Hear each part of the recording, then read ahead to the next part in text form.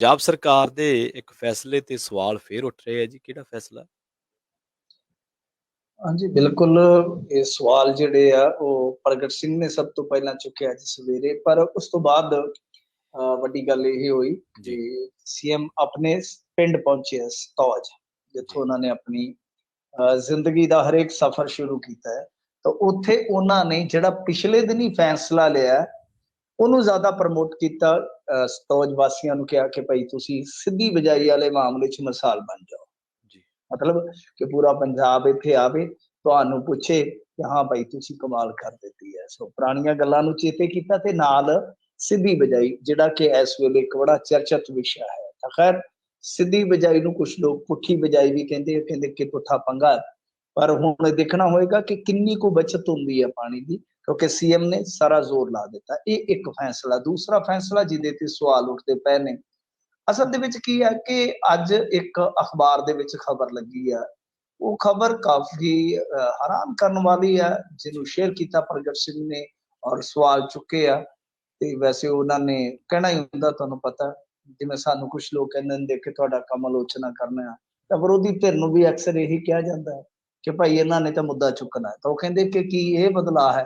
ਅਸਲ ਦੇ ਵਿੱਚ ਜੋ ਖਬਰ ਹੈ, ਖਬਰ ਦੇ ਮੁਤਾਬਕ ਟਰਾਂਸਪੋਰਟ ਮਹਿਕਮੇ ਨੇ, ਜਿਹੜਾ ਕਿ ਹਮੇਸ਼ਾ ਚਰਚਿਤ ਰਹਿੰਦਾ, ਟਰਾਂਸਪੋਰਟ ਮਹਿਕਮਾ, ਚਾਹੇ ਕਾਂਗਰਸ ਸਰਕਾਰ ਹੋਵੇ, ਅਕਾਲੀ ਸਰਕਾਰ ਹੋਵੇ, ਚਾਹੇ ਆਮ ਆਦਮੀ ਦੀ ਸਰਕਾਰ ਹੋਵੇ, ਜੀ, ਤਾਂ ਇਹਨਾਂ ਨੇ ਇੱਕ ਫੈਸਲਾ ਜਿਹੜਾ ਰਿਹਾ ਵਾ, ਉਹਦੇ 'ਚ ਕਹਿੰਦੇ ਆ ਕਿ ਟਿਕਟਾਂ ਕੱਢਣ ਵਾਲੀ ਜਿਹੜੀ ਮਸ਼ੀਨ ਆ, ਅੱਜ ਕੱਲ ਟਿਕਟਾਂ ਕੱਢਣ ਵਾਲੀ ਇੱਕ ਛੋਟੀ ਜਿਹੀ ਮਸ਼ੀਨ, ਜਿਵੇਂ ਆਮ ਆਪਾਂ ਜਾਂਦੇ ਆ ਸੇਲ ਪੁਆਇੰਟ ਕਿ ਕੋਈ ਵੀ ਹੁੰਦਾ, ਤਾਂ ਉੱਥੇ ਇੱਕ ਮਸ਼ੀਨ ਹੁੰਦੀ ਹੈ ਜਿਹਦੇ ਵਿੱਚ ਤੁਸੀਂ ਆਪਣਾ ਕਾਰਡ ਲਾ ਦਿੰਦੇ ਹੋ ਤੇ ਉਹ ਡਨ ਹੋ ਜਾਂਦਾ ਕੰਮ। ਤਾਂ ਉਸ ਤਰ੍ਹਾਂ ਹੀ ਇੱਕ ਕੰਡਕਟਰ ਦੇ ਹੱਥ ਵੀ ਛੋਟੀ ਜਿਹੀ ਮਸ਼ੀਨ ਹੁੰਦੀ ਹੈ ਉਸ ਟਾਈਪ ਦੀ, ਜਿਹਦੇ ਵਿੱਚ ਅਮਾਊਂਟ ਫਿਕਸ ਕਰਕੇ ਤੇ ਉਹ ਟਿਕਟ ਕੱਢ ਦਿੱਤੀ ਜਾਂਦੀ ਹੈ।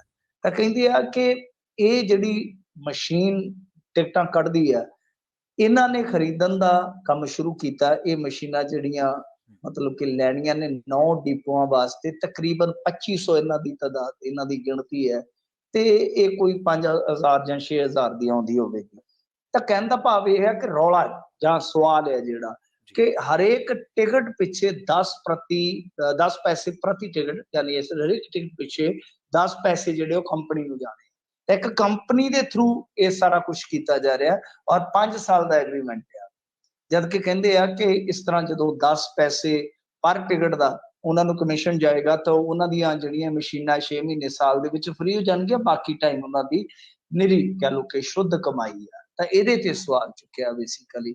ਹਾਲਾਂਕਿ ਇਸ ਫੈਸਲੇ ਦਾ ਕੋਈ ਲਿਖਤੀ ਮੈਨੂੰ ਤੇ ਆਧਾਰ ਨਹੀਂ ਲੱਭਿਆ, ਹਾਲ ਦੀ ਘੜੀ ਮੈਂ ਐਵੇਂ ਕਵਾਂ। ਜੀ, ਖਬਰ ਦੇ ਵਰਸ਼ਨ ਦੇ ਵਿੱਚ ਵੀ ਮੈਂ ਦੇਖਿਆ ਕਿ ਪੀਆਰਟੀਸੀ ਕਰਮਚਾਰੀ ਜਿਹੜੇ ਕਹਿ ਰਹੇ, ਉਹ ਤਾਂ ਕਹਿ ਰਹੇ ਕਿ ਐਗਰੀਮੈਂਟ ਵਾਜਬ ਨਹੀਂ ਹੈ, ਪਰੰਤੂ ਜਿਹੜੇ ਅਫੀਸ਼ੀਅਲ ਨੇ, ਟਰਾਂਸਪੋਰਟ ਮਿਨਿਸਟਰ ਤੇ ਇਹੋ ਜਿਹੇ ਮਿਨਿਸਟਰ ਨੇ ਇਹਨਾਂ ਦੇ ਕਿ ਜਿਹੜੇ ਫੋਨ ਚੁੱਕਦੇ ਨਹੀਂ, ਉਹਨਾਂ ਨੇ ਪੀਏ ਨੂੰ ਫੜਾ ਰੱਖਿਆ ਫੋਨ।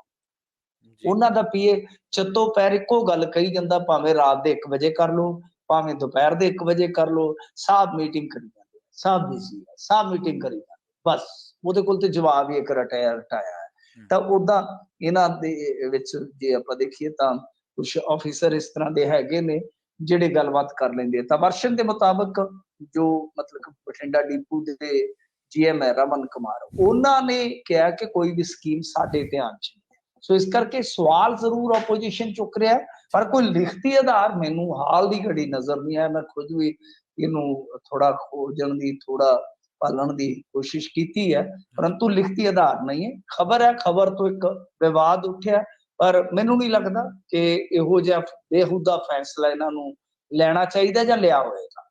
ਜੇ ਲਿਆ ਤਾਂ ਬੇਹੂਦਾ, ਉਹਨੂੰ ਵਾਪਸ ਲੈਣਾ ਚਾਹੀਦਾ, ਕਿਉਂਕਿ ਇਹ ਮਸ਼ੀਨਾਂ ਤਾਂ ਤੁਸੀਂ ਆਪ ਹੀ ਖਰੀਦ ਸਕਦੇ ਹੋ। ਵੈਸੇ ਇਹਨਾਂ ਦਾ ਕਹਿ ਲਈਏ ਕਿ ਠੀਕ ਹੈ, ਟਮਟਮਾ ਕਹਿੰਦੇ ਆ ਕਿ ਅਸੀਂ ਮੁਨਾਫੇ 'ਚ ਲੈ ਆਂਦੀਆਂ, ਲਾਰੀਆਂ ਮੁਨਾਫੇ 'ਚ ਲੈ ਆਂਦੀਆਂ, ਪਰ ਪਿਛਲੇ ਦਿਨ ਹੀ ਇਹਨਾਂ ਦੇ ਆਪਣੇ ਪੰਪ ਡਰਾਈ ਹੋ ਗਏ ਸੀ ਕਿਉਂਕਿ ਤੇਲ ਦੇ ਰੇਟ ਵੱਧ ਗਏ।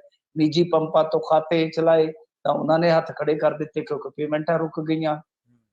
ਖੁਦ ਸਰਕਾਰ ਨੇ ਤਕਰੀਬਨ 80 ਕਰੋੜ ਰੁਪਈਆ ਜਿਹੜਾ ਬਕਾਇਆ ਦੇਣਾ। ਸੋ ਸੂਰਤ ਹਾਲ ਤੇ ਕੋਈ ਸੁਖਾਵੀ ਨਹੀਂ ਹੈਗੀ। ਜਿਹੜੀ ਜਨਤਕ ਟਰਾਂਸਪੋਰਟ ਆ, ਸਰਕਾਰੀ ਟਰਾਂਸਪੋਰਟ ਆ, ਉਹਦੀ ਹਾਲਤ ਕੋਈ ਸੁਖਾਵੀ ਨਹੀਂ ਹੈਗੀ। ਪਰ ਇਹ ਜੇ ਫੈਸਲਾ ਲਿਆ ਤਾਂ ਗਲਤ ਆ। ਆਪਣੀ ਠੀਕ ਹੈ, ਜੋ ਮਰਜ਼ੀ ਹੈ, ਸ਼ੁਕਰਗੁਜ਼ਾਰੀ ਇਹ ਕਰਨ ਕਿ ਚਲੋ ਥੋੜਾ ਬਹੁਤਾ ਹੁਣ ਮੁਨਾਫੇ 'ਚ ਆ ਗਏ ਆ। ਜੇ ਆਪਣੀ ਥੋੜੀ ਬਹੁਤੀ ਰਕਮ ਉਹ ਕੱਢ ਕੇ ਉਧਰ ਖਰਚ ਕਰ ਦੇਣ ਤਾਂ ਬਿਹਤਰ ਹੈ। ਇਸ ਤਰ੍ਹਾਂ ਦਾ ਫੈਸਲਾ ਜਿਹੜਾ ਉਹ ਇਸ ਤਰ੍ਹਾਂ ਦੀਆਂ ਕੰਪਨੀਆਂ ਨੂੰ ਬਹੁਤ ਲੰਮਾ ਸਮਾਂ ਲਾਭ ਦਿੰਦਾ ਹੈ, ਜਿਹਦਾ ਨੁਕਸਾਨ ਤੇ ਅਖੀਰ ਦੇ ਵਿੱਚ ਫਿਰ ਇਹਨਾਂ ਨੂੰ ਹੀ ਆ।